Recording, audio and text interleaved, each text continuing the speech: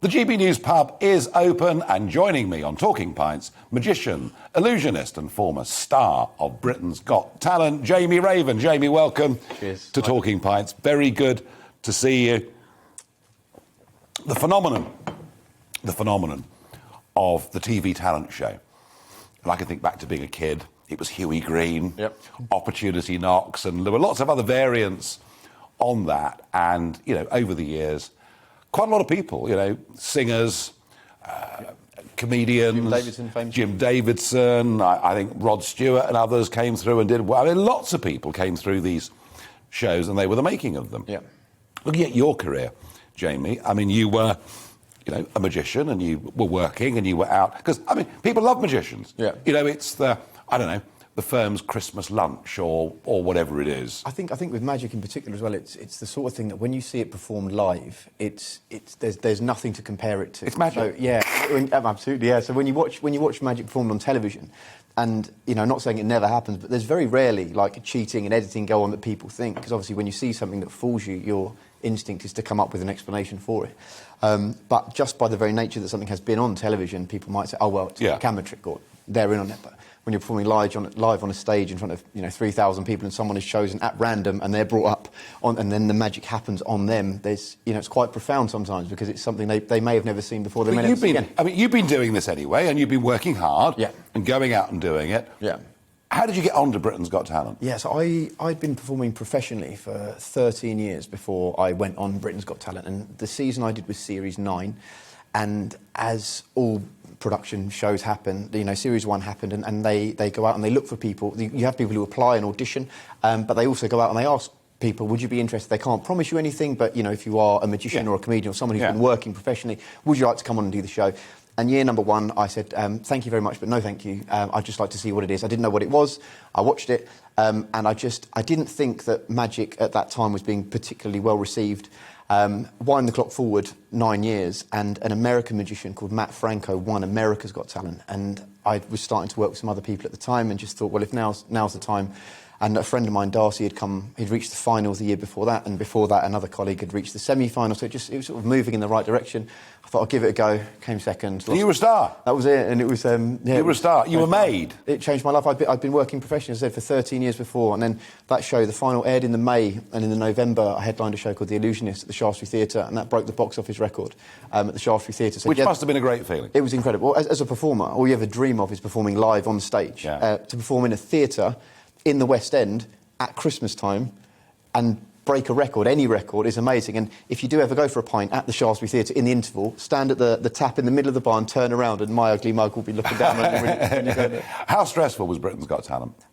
It was stressful in the sense that you know that you have an opportunity to change your life. So in terms of me performing and doing what I was doing, I rehearsed, till the nth degree. So I was never, stressed about myself. You just worry about how people are going to receive you, and you try your best, and you're going out then. But you know it's potentially life-changing. Well, 1,000,000%, isn't it? So when I auditioned for the show, I'll never experience that jump in emotion ever again. So before I did my first audition, I was just a guy who did magic tricks, and I was doing it for a living, and it was brilliant. And I had this opportunity, and I knew that if those 6 minutes went well, my life would never be the same again. And 6 minutes later, I stood there, I had a standing ovation, and Simon Cowell said, like some people believe in ghosts, I now believe in magic. And Simon Cowell, who can be pretty acerbic at times. Exactly. So you'd won Simon Cowell over. That was it. And then we got through to the semi-final and then the final, and came runner-up in the show, which was amazing. And then that opened the door to perform in the West End. And then from there, I've done 5 of my own tours. We've been to, I think, 24 different countries now. Had a range of magic sets. They came out there in Harrods and Sainsbury's. That was phenomenal. So you've made a few quid? I've done all right. You've done all right. The best thing, one of the best things happened. I went into Harrods with a friend of mine to get a picture taken of the magic sets. So I thought I'd just like a picture of my magic sets in Harrods. I thought it'd be quite surreal. So I walked up into the toy department, and I was looking around, and I just found one of the staff who was working there, and I said, "Oh, excuse me," and they said, "I think I know what you're looking for." And then he took me to them, and I was there, it was just so surreal, to think it happened. The thing is, Jamie, whether you're magician, illusionist, whether you're a public speaker, as I am, and I've done, quite a lot of theatre and evening with Nigel Farage type things around the country, whether you're a comedian, all of us that are performers, love a live audience. Yeah. I mean, there's nothing, you know, and there's always, before you go on stage, there's that little bit of buzz, isn't there? Yeah. You know, and it's that, is it nerves? Well, it's wanting to do well, I think there's a big difference between nerves and excitement. I think you're nervous for something if you're scared because you are maybe unprepared or you don't know what you're doing. I think you are excited if you know exactly what you're doing and you want it to be the best that it can be. But and they feel the same. But there is that feeling. Yeah. And then lockdown happens. Yes. And lots of friends of mine who are performers, I mean, it's driven them halfway around the twist. Yeah. They've been at home, they've hated it. Some of them have been performing in front of live audiences for decades. And they've been very, very depressed about it. Yeah. How did you cope with lockdown with your career? It was, so in terms of live performing shows in front of a physical audience, obviously that was taken away. I'm a glasses half full kind of guy, and when you're certainly are at the moment. Yeah, well, don't just give me. I talk too much. I like the sound of my own voice. It's all right. I love the idea that when you're given time, and we had a lot of time, you can learn new skills and new ways of doing things, and things you're given the opportunity to evolve. So in terms of like virtual shows or like Zoom calls, for example, I don't know how many people, and certainly me, I don't know how many people had ever done a Zoom call before the lockdown came. I mean, nobody ever heard of it, really, had they? And that also afforded magicians and entertainers, and so, you know, we do a corporate event and it'll be on Zoom and people get dressed up and they'd be in their kitchens wearing their dinner suits and whatever. I could still perform, so we turned... But comedians found that hard. Yes, I think... Very hard. I think... So a comedian friend of mine said when he's performing, he tells a joke and he doesn't say it, when he makes a joke, says the punchline, doesn't say another word until the last person in the room has stopped laughing. Because people understand things at different rates. The same thing for magic. If you do a trick and people react, let them finish and then you start again. Obviously, doing a Zoom thing, you can't hear anything. You don't know, so you have to rely on your own experience to do something, allow people time to do it. But you are performing in silence. It's very, very bizarre, and it takes a while to get used to it. But it was the best of a terrible situation. You know, you're given the opportunity to still do it and to be able to still perform to any degree or to work on new material. Obviously, like if you're a magician, I like to get people up on stage to help me with things. That can't happen on Zoom. So it gives me the opportunity to work on new material and work on new stuff. So it was, you know, every cloud has a silver light. I know it was a terrible situation, but we were able to evolve slightly. In a way, you're saying, as a magician, it was slightly better than being a comedian. I'm not saying that. I'm just saying it was. I can only talk as a magician in the sense that it gave me the opportunity to work on new material that I could do for people where they could just. I mean, half of what I do, I stand and talk and just perform anyway, so that stuff's fine. But in terms of interacting with an audience, rather than having someone on stage and all the opportunities that arise with that, you're now interacting just through a screen, so they can't choose a card. No. I can't borrow a ring or a coin or whatever, but I can come up with other ways of maybe doing tricks that everybody performs interactively while they're watching, they're playing along with at home. So yeah, I think it would have been. It's difficult for everyone, and I can only say, like, as myself, and the other problem that performers have, you know, whether you want to make people laugh or make people think, you want to entertain people, is so many things that were considered to be acceptable 30 years ago are now by often a very loud minority, considered to be unacceptable, cancelled. Has that hit the world of being a magician? I don't know. I'd say personally, no, I don't think it has. I think, obviously, you can, whenever you're touching on any sort of subject,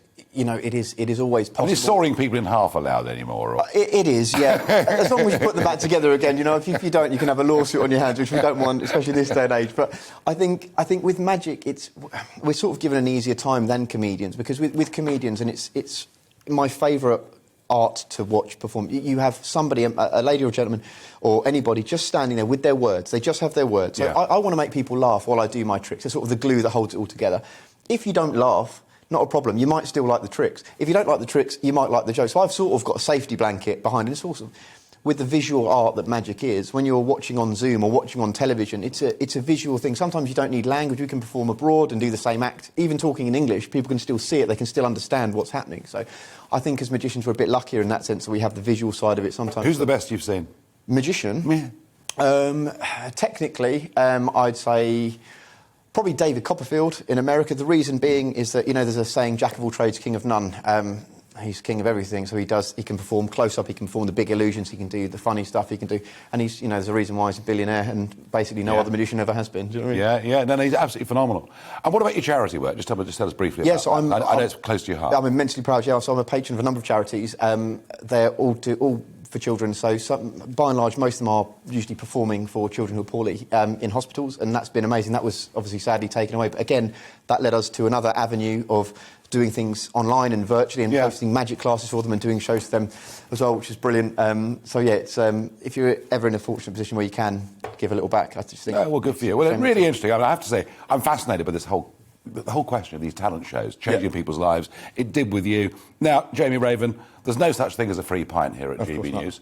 So show us a trick. I'd love to. I know, talking of talent shows, lovely little segue there. I thought I'd show you one of the tricks I did on my audition for Britain's Got Talent. A friend of mine, a very talented artist, drew these for me. These are Bank of Britain's Got Talent banknotes. Have a look. Yep. You will recognise the character of the judges. See Simon Cowell, the man. Bank of Britain's Got Talent £50 notes. Obviously, finish the show now. We need to change this back into English sterling. So I'm going to use you to help me, Nigel. I need two things from you. If you don't mind, if I could borrow your index finger, if you don't mind, if that would be okay. And you can just point your finger for me, index. And I need a magic word. It can be anything in the world except abracadabra. Everyone cops out with abracadabra. What would you like? Right, well, hey presto. OK, on three, don't move. 1, 2, hey presto. There is £250. Oh, I tell you what. In English sterling, which we're going to use to go to the pub now. Could I employ you? I mean, my pleasure. No wonder we got... Brilliant. I haven't got a clue how you did that. And if I was to really think about how you did that, I'd probably get quite frustrated, which is probably why Sir Richard Branson once said, throw him off the blooming plane. Yeah. You must have driven him mad with it. Didn't say blooming, but yeah. No, I know. I was just... But we are before the watershed here. Jamie Raven, fascinating. I think magic, illusions, all of these things. One thing for certain, you guys in that business, you're going to be around forever, as long as there are human beings. And thank you for joining us here on Talking Pints. Thank you for having me. That was Jamie Raven. Welcome to the GB News YouTube channel. You can watch us live 24 hours a day, catch up on your favourite shows, and join in the conversation in the comments below. Don't forget to subscribe and you'll never miss any of our exclusive content.